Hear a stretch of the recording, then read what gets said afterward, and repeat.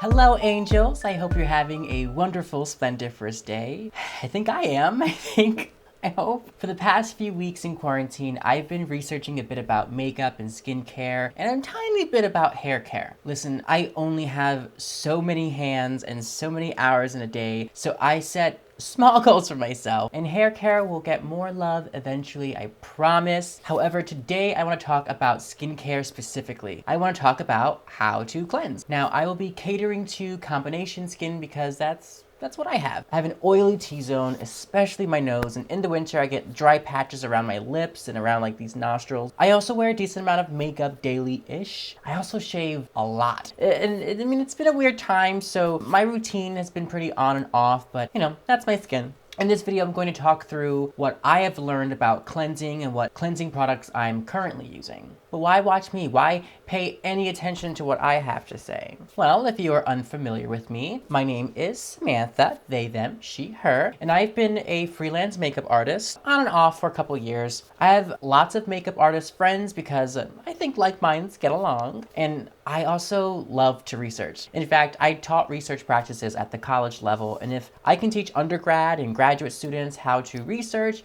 I can certainly teach you as well in the context of skincare. So how do I research skincare and how can you? My first step was to get the basics. And when I started doing wedding makeup, I made sure I, at the very least, had the basics down. I wasn't knowledgeable enough to understand ingredients or customize for specific skin types, so I first took to Googling and reading articles, and so many of them had advertisements wrapped up in the article. I generally err on the side of caution if the article I'm reading has product placements in them because it leads me to believe the analysis of the product could potentially be biased. Speaking of bias, when I first started makeup, I use a lot of unique products. They are a company that takes a portion of every sale and it goes to supporting women who are recovering from trauma or who struggle with abuse. Because they had a strong positive message and because they had vegan and cruelty-free options, lots of brushes were like animal hair and there were like discrepancies over whether or not using animal hair is cruelty-free or not.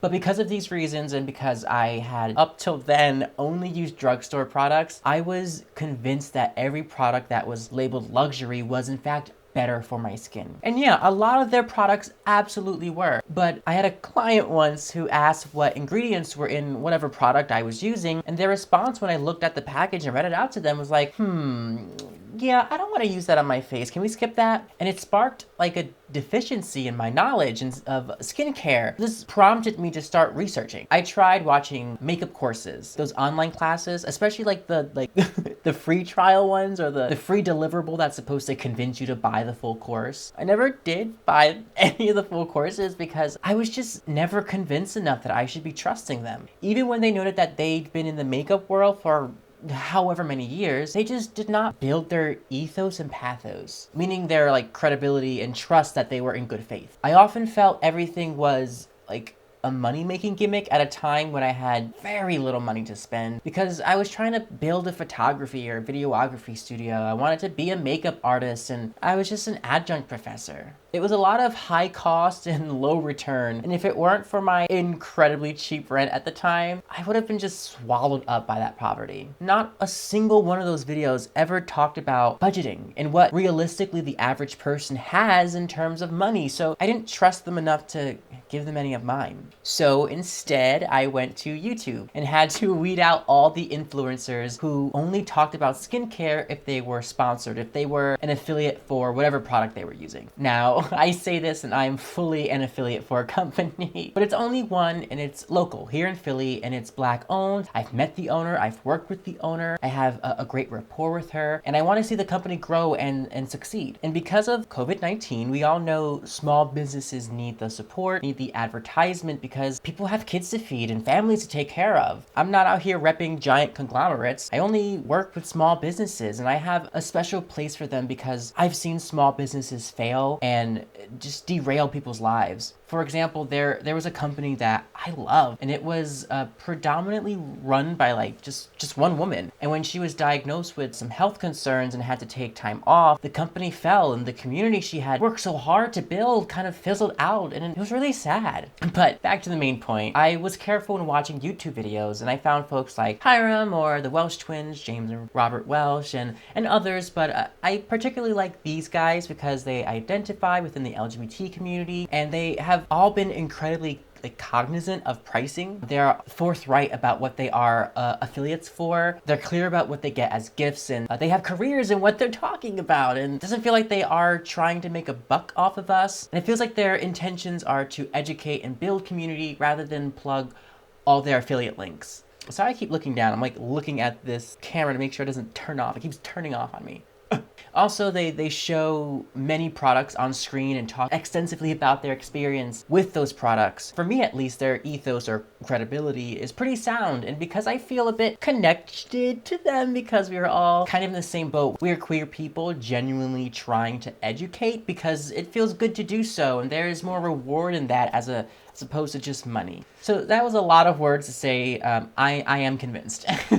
On top of YouTube, I also wanted to get into ingredients, and I'm currently in that stage right now. I kind of get the basics. I need a refresher every now and then, and I like to refresh anyway because technology changes and thus products get invented. So we want to be as up to date as possible. Right now, I'm doing a lot of Googling, like, what is tea tree? Or why shouldn't we use too many essential oils? What's an essential oil anyway? Today, I think it'd be a good start to talk through basics, especially since I've been blabbering for way too long now. Okay, so as opposed to giving you everything I know and I've learned in one video, let's focus on cleansers because that's where I started and that's where I think most people start. First and foremost, what is a cleanser? Throughout the day when we are out in the world doing our thing or indoors quarantine, our skin comes in contact with nastiness. Our air is full of pollutants because people are trash. In fact, just a few weeks after quarantining, experts noted that air pollution was like clearing up considerably. My partner even noted that the air seemed a bit more fresh. I didn't feel it personally, but good for him, right? In addition to air pollutants, we're touching our face, we're dropping food everywhere, we're even like leaving products on for hours and hours and hours. So it's incredibly important to wash or cleanse your face. For most of my life, I used a bar soap. Mostly it was Irish Spring because that's what I grew up on. My hair is being weird. Sorry. It's cute now though. But yeah, growing up there was no multiple step process because we were kind of poor. I didn't get a computer to look up what the word skincare was for I don't know how many years. I feel like I didn't know what face wash was until high school.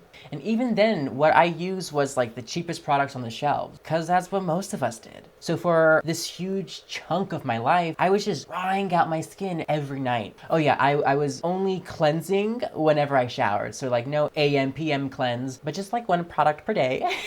A little later in life, one of the products that I used often was discontinued, but it had like a recall or something because there was a kind of bead, I think it was called microbeads, that was in quite a few cleansing products, and that all those products were made, they were deemed like unhealthy and illegal.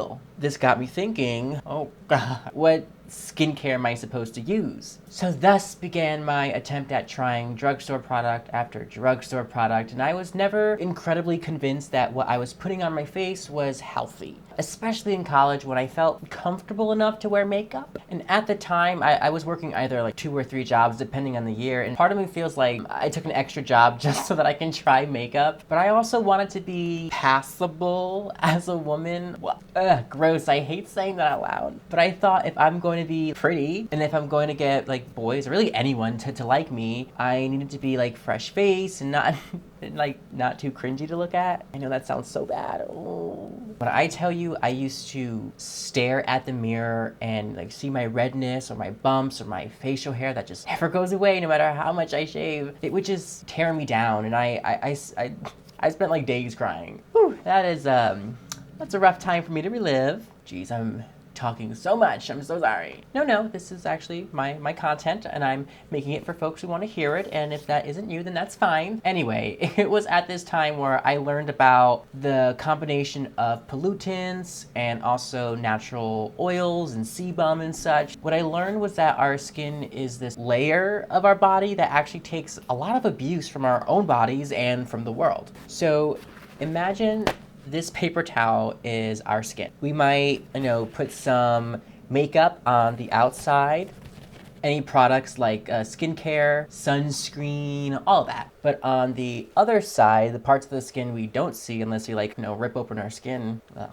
This side too gets attacked, but by our natural secretions. This is why it's important to cleanse at least once daily, because our skin is constantly being influenced on both sides, on the surface and then underneath the surface. What do we do about that? Well, the scientists of the world have been ever so kind, and they've created cleansers or like face washes. Face washes are what a lot of us are used to seeing in drugstores, especially what like teenagers grab for, or at least what I did. These products more often than not attack the below the surface nastiness, and that's great, but it often fails to rid of the oils and products and such that live on the top of the skin. But no fear, because there are more than just simply using one face wash. There's cleansers that will take care of all that nastiness. Now, can you get away with using just one face wash because we are, balling on a budget? The answer is yes, absolutely. But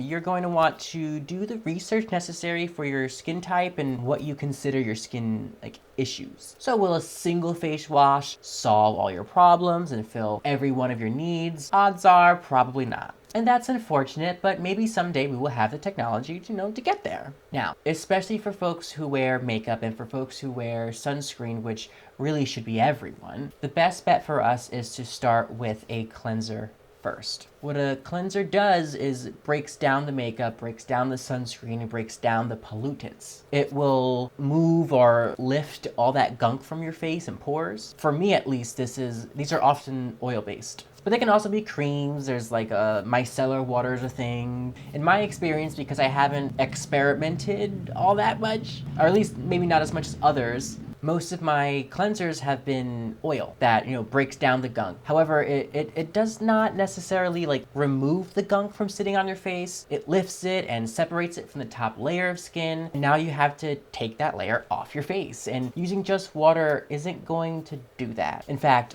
folks who use an oil cleanser and just an oil cleanser, please immediately get yourself a face wash or another cleanser that will remove that oil. Oils left on the skin can trap the nastiness in because oils, seep back into the skin. They don't slip off your face magically. Currently, I've been using, and here's where I do that affiliate thing to, support small businesses. I have been using Queen's Crown Oil Cleanser, and this is what it looks like. The lights make it very difficult to see, I'm sorry. I was told that it doesn't really matter what oil you use, as long as it is an oil, it will work in the ways you need it, which is to break down makeup, sunscreen, dissolving some of those outside pollutants and such. There's a discount code below in the description box. If you're interested, since you can use really any oil cleanser, why not buy one from people who need the business? As a note, oil cleansers were my go-to because it's very gentle and good for all skin types. That is, unless you have really inflamed acne, in which case you should be using a different kind of cleanser. There's foams, there's creams, there's gels, so you have options. And some are better for drier skin, like creams, which sometimes kind of feel like a lotion. I personally want to move on from oil cleansers and try a gel cleanser. I know when I visit family, I tried foam, and that was nice, but it was drying. And another thing we did was we bought a cheap Aldi's lotion cleanser thing, which is okay. But yeah, I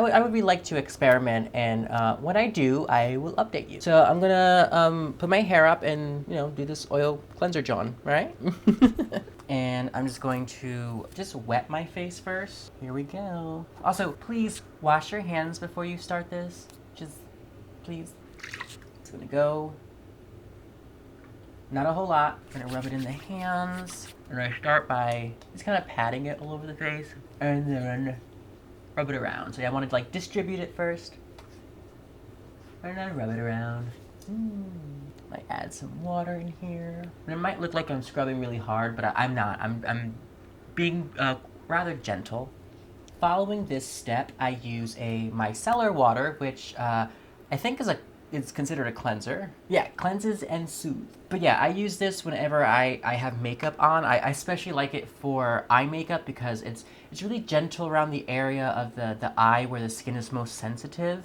And this is, I'm using Bioderma Sensidio H2O. I was gifted this after teaching a dance class for a friend of mine. She couldn't get a grant to pay me, so she gave me a bunch of gifts, and I'm super grateful because it introduced me to this cleanser. I haven't yet needed to repurchase because it's a huge tube, but I think I would get the same one because I quite like it. So I'm just gonna take it on a fresh cotton pad, and then that may be too much. I don't know. I have no idea. I need to go on the eye. Just leave it there for a little something, and then I just, you know, do a little vibration action, and then eventually wipe away. And you notice that all that product just like right off of that skin. I should have a mirror. That'd be nice. Ooh, wipe. Bam. How lovely. You can also just go around the skin and get other places too. And then this goes bye-bye. And I also use micellar water to clean my makeup brushes in between uses. I don't use it as like a deep cleanser, just like a little moment to moment. Like I need a new color, so let's clean this brush really quickly kind of. Now I can finally get into my face wash or cleanser that I use after oil and after micellar water or beauty water, whatever you're calling it.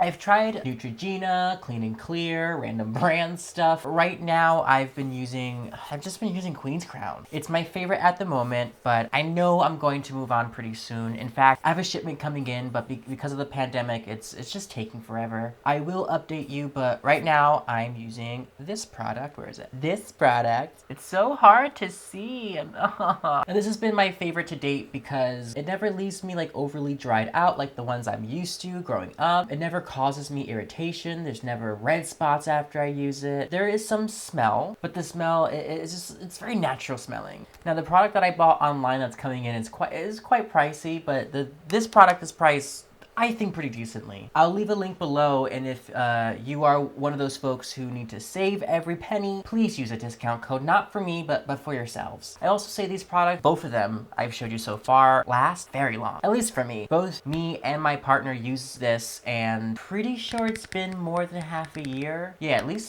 7 or 8 months, something like that. All right, so I'm going in here. I'm nervous. So I'm going in here, and I'm just going bloop. I'm gonna swirl it about in the hand. Ooh, drop some. And I start here and I work my way out. And I watched this video that said to pretend like your hands are magnifying glass and you're trying to look at like every pore in your skin. And so you just go over your face, making sure you're not forgetting anything. No spot goes untouched. Don't forget the neck. Of course, a little bit on the eyes, but not too much. We did just cleanse there. All right, so now we wash off.